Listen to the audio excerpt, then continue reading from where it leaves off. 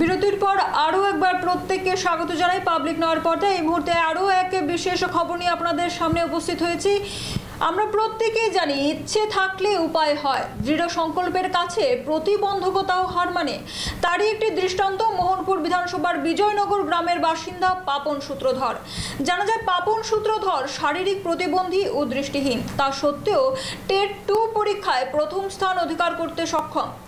আজকাল যেখানে মোবাইল আসক্তিতে বিদ্যার্থীরা পড়াশোনা থেকে দূরে সরে যাচ্ছে, যেখানে অসফল হলে মানুষ নিজের ভাগ্য কিংবা অন্যকে দোষারোপ করে, সেই জায়গায় শারীরিক প্রতিবন্ধী ও দৃষ্টিহীন হওয়া সত্ত্বেও মোহনপুর বিধানসভার বিজয়নগর গ্রামের বাসিন্দা পাপন সূত্রধরের টেট 2 পরীক্ষায় প্রথম স্থান অধিকার করা সত্যি প্রশংসনীয়।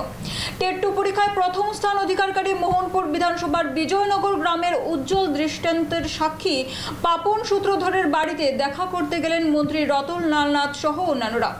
শুনে নেব মন্ত্রী রতন লাল নাথের বক্তব্য। আপনারা জানেন কিছুদিন আগে টেট পরীক্ষা হয়েছে সারা রাজ্যে।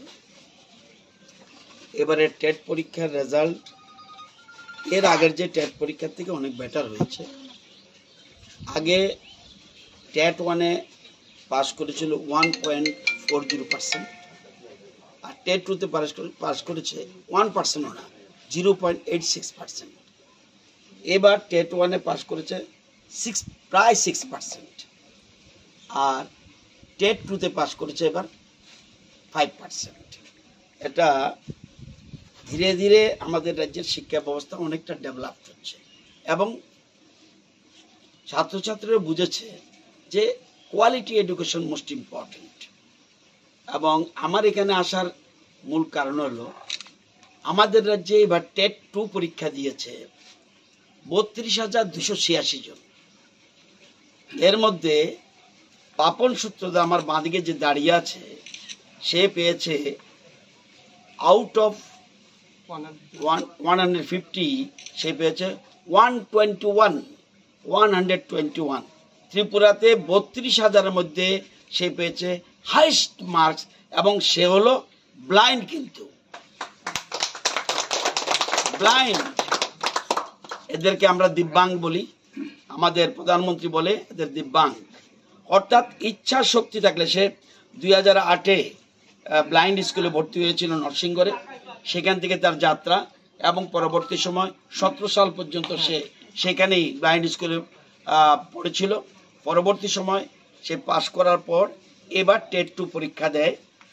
টেট 2 পরীক্ষা দেওয়ার পরে এবার যে রেজাল্ট বেরিয়েছে, সবচেয়ে বেশি মার্কস সে পেয়েছে, এবং সে ব্লাইন্ড হওয়া সত্ত্বেও তার ইচ্ছা শক্তি এত প্রবল।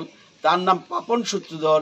সে সারা রাজ্যের মধ্যে 32,000 স্টুডেন্টের মধ্যে সে ফার্স্ট হয়েছে, 121 পেয়েছে, এবং এটা তার মার্কস হলো 80%। সাধারণত যারা SC ST এবং বিশেষ করে ফিজিক্যাল হ্যান্ডিক্যাপ, তাদের জন্য 55% পালেই পাস, আর যারা আদার্স তাদের ক্ষেত্রে 60% পেলে পাস, কিন্তু সে পেয়েছে 80%, এবং এমন 32,000 ইজ নাম্বার 1। এবং সে আমার কনস্টিটুয়েন্সিতে বিজয়নগরের সূত্রধর পাড়াতে বাড়ি, এই জন্য আমার আসতে 2 দিন দেরি হয়েছে।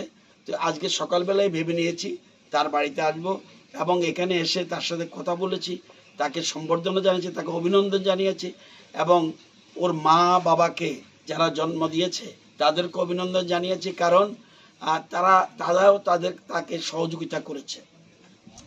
এবং এখানে বসেই টিআরবিটির যিনি প্রধান প্রত্যুষবাবু, উনিও ওনার সাথে ফোন ধরিয়ে দিয়েছি, উনিও তাকে ব্লেসিংস করেছে, এবং যে কোনো ধরনের সাহায্যের জন্য উনি বলেছেন যে কোনো ধরনের সাহায্য উনি করবেন। তো এখানে আসার এই কারণ যে, এবং আমরা চেষ্টা করব তারা আমাদের মোহনপুরে একটা বড় পরিসরে তাকে উপস্থিত রেখে তাকে একটা আমরা সম্বর্ধনা দেওয়ার আমরা চিন্তা ভাবনা করছি।